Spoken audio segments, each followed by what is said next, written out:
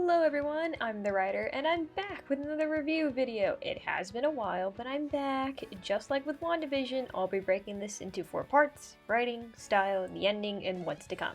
Now, let's get started. The pacing is so much better than WandaVision. All around, I didn't think there was anything out of place nor missing. Every part of the series had a point. Nothing was too far off, nor insane to imagine. This was more grounded.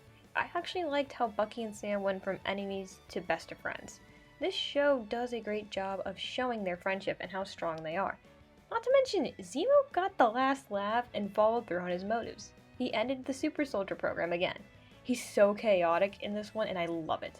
Also, Sharon just living her own life after getting screwed over by the Avengers. She's more dangerous than Zemo.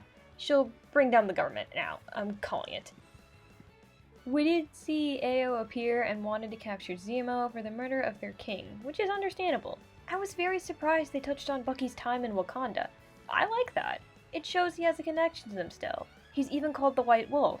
I personally hope he still has that connection. It just shows how vast, different, and unique the Marvel world is. I love it. We also got Isaiah's story, which surprised me the most. That comic is pretty intense, and this show doesn't hesitate to talk about it. I am kinda surprised we didn't get a flashback, but that's fine. His story is strong enough without us having to see images of it. We also got another Young Avenger, Elijah. I get it, Marvel. You want to do the Young Avengers. Just give it to us when you feel like it, even though you are clearly building up to it. Not to mention Taurus, who is going to be the next Falcon! The writing didn't shy away from topics that are happening in our world today. One of the most important scenes is when Sam and Bucky are stopped by the cops and they only question Sam, not Bucky. This is definitely reflecting of the Black Lives Matter movement and how different people are being treated. Another scene I love is how different Sam is from John. John represents everything America is at the moment, while Sam represents everything America could be. This is an important situation to look at. The United States is facing a change that is coming from a long time. Sam being Captain America is very important, and I liked what they did with it and how they set it up. Sam is definitely going to influence the world and change it for the better. Bucky in therapy is also important. Also, Bucky finally opened up to others. That is not easy to do. It doesn't shy away how important therapy is for people too.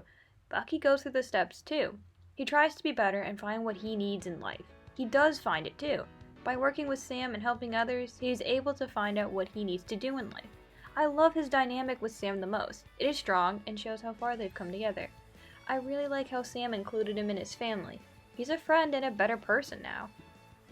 Now, Sharon and Zemo will be for later, but John's character is something interesting. He's not too evil yet. I honestly thought they were going to make him the true villain rather than the obvious faults with society itself. Though he's not working for Hydra, that may not last long. However, he was trying to do good, but not in the ways the heroes would have gone about it. He didn't care a lot about his best friend and wanted to do the right thing, but in the end, he ended up snapping. This could lead to the Thunderbolts or the Dark Avengers, but for now, I'm fine with this character being left in the open. They've got choices with him. It'll be interesting to see. This style is definitely very Captain America-like. When I heard Marvel was going to do a Disney Plus show, I was a bit skeptical about it with a few of the properties. When we only heard about Loki, WandaVision, Falcon and the Winter Soldier, and What If, I honestly believed Falcon and the Winter Soldier to be the weaker of the shows. I'm glad I was wrong. This show is amazing. I love how we have darker tones, underground work, and the different countries and characters we get to meet. This show tackled dark themes and which we haven't seen since Black Panther. This is good to show in a popular series. If you want the world to change, then acknowledge the past, learn from it, and use it to help the world for the better. This does very well with Sam the most. He learned from the past, uses it, and helps the world. He learns from Isaiah, Carly, and Steve and uses it to save the diplomats, inform them of how they can be better, and make sure everyone knows Isaiah's story along with theirs. This show started out dark, but slowly opened up to a positivity and shows how different people coming together can do something to help their world be better. Nothing was rushed. It was slow and steady, which is very nice. It did not crash at the end, which was what I was worried about after WandaVision. Although it does look a little grim compared to how vibrant WandaVision was, I like that it was slowly opening up to brighter colors towards the end. Everything was tied up and only a few loose ends were placed and hinted to be coming. From Taurus and Elijah becoming heroes to Zemo, Sharon, and John doing their own activities, It gave Bucky and Sam conclusions, Sam feeling the courage to step up and be Captain America, while Bucky was able to finally move on from being the Winter Soldier and helping others. Now, Zemo was a fun character. They took a character who was a Nazi and made him this. I liked how they kept his Baron title along with giving him morals. I'm fine with this change. Marvel normally does a good job of adapting the comics to the modern day to reflect these issues. Zemo's morals are what really bring him as a fantastic character, along with willingness to learn about others. I like how he was ready to face his punishment with Bucky after he completed his work. I like that he didn't take the serum either. I was worried about that. Zemo stayed true to his character and accomplished his goals. Hopefully he'll lead the Thunderbolts, but time will tell.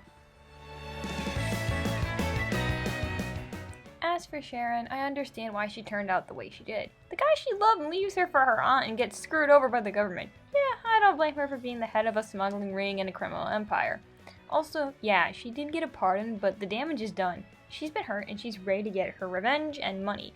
She's much more dangerous than she lets on to both Sam and Bucky. She's gonna do something drastic, and I can't wait to see what it will be.